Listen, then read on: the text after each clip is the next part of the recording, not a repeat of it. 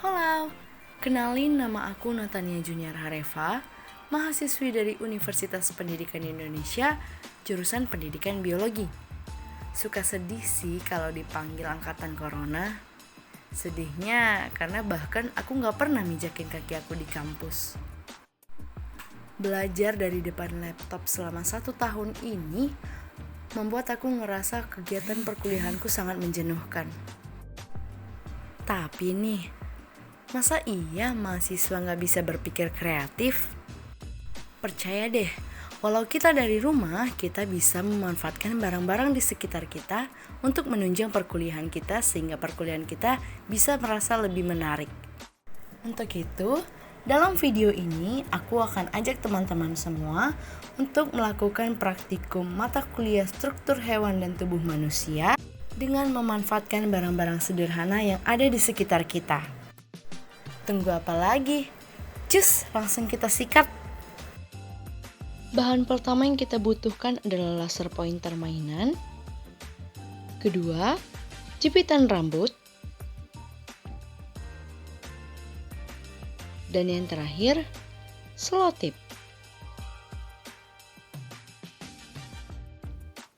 Langkah pengerjaan pertama yang kita lakukan adalah membuka ujung laser bagian yang mengeluarkan cahaya, karena apa yang akan kita butuhkan berada pada sisi tersebut. Untuk mengeluarkan lensa, kita cukup menarik bagian hitam, kemudian kita akan menemukan lensa yang akan kita gunakan dalam membuat mikroskop. Selanjutnya, sediakan handphone yang akan digunakan sebagai mikroskop dan letakkan lensa yang kita peroleh dari laser mainan tadi di atas kamera yang menjadi kamera utama di handphone tersebut. Untuk handphone ini, kamera utamanya adalah kamera yang berada di tengah.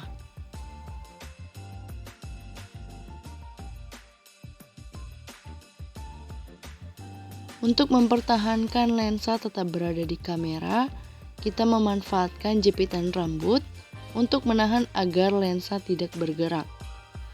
Caranya tinggal menjepitkan lensa pada jepitan rambut tersebut. Untuk tampilannya seperti berikut. Kemudian kita letakkan di atas kamera yang menjadi kamera utama dari handphone yang kita gunakan. Selama pengerjaan mungkin saja sidik jari kita sudah menempel pada lensa.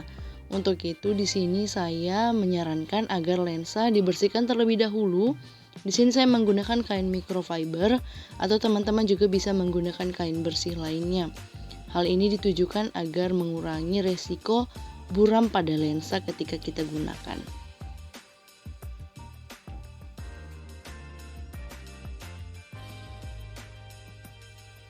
Langkah terakhir yang akan kita lakukan adalah menempelkan jepitan rambut pada handphone dengan menggunakan selotip atau lakban. Di sini saya menyarankan ukuran yang lumayan besar agar menghindari pergerakan pada jepitan rambut saat digunakan nantinya. Langsung saja, selotip yang sudah kita ukur tadi, sudah kita potong tadi, kita tempelkan pada bagian ujung jepitan rambut untuk mempertahankan posisi lensa dan jepitan rambut tetap pada kamera. Oke, sekarang kita masuk pada sudut pandang handphone yang kita gunakan sebagai mikroskop. Pertama-tama saya ingin memperlihatkan sidik jari saya nih ya. Saya coba gimana apakah berfungsi dan iya bisa kita lihat dengan jelas tadi. Sekarang saya mencoba spons, kita mencoba melihat tekstur dari spons. Nah, sudah tampak lumayan jelas dan setiap handphone pasti memiliki fitur zoom ya. Nah, untuk handphone saya ini sendiri terdapat sampai 10 kali pembesaran. Untuk melihat lebih jelas boleh ditambahkan flash atau cahaya pengisi dari handphone masing-masing. Dan selanjutnya di sini juga saya ada menyediakan daun ya. Saya penasaran gimana sih? Apakah benar bisa terlihat? Dan ya, bisa kita lihat cukup jelas ya pertulangan dari daun ini. Tapi saya masih kepo, masih mau coba ini di zoom lagi. Waduh, iya. Sedikit goyang-goyangnya. Tapi ya sejauh ini bisa terlihat dengan jelas ya teman-teman. Oh ternyata saya masih berusaha untuk mencari apakah masih bisa dilihat dengan jelas nih, lebih detail. Dan iya, benar bisa dilihat lebih detail titik-titiknya. Dan ini beberapa hasil pengamatan tadi yang sudah saya abadikan. Oke, dengan ini dapat kita simpulkan mikroskop sederhana ini berhasil. Semoga ilmunya bermanfaat. Sekian dari saya dan tas virtual.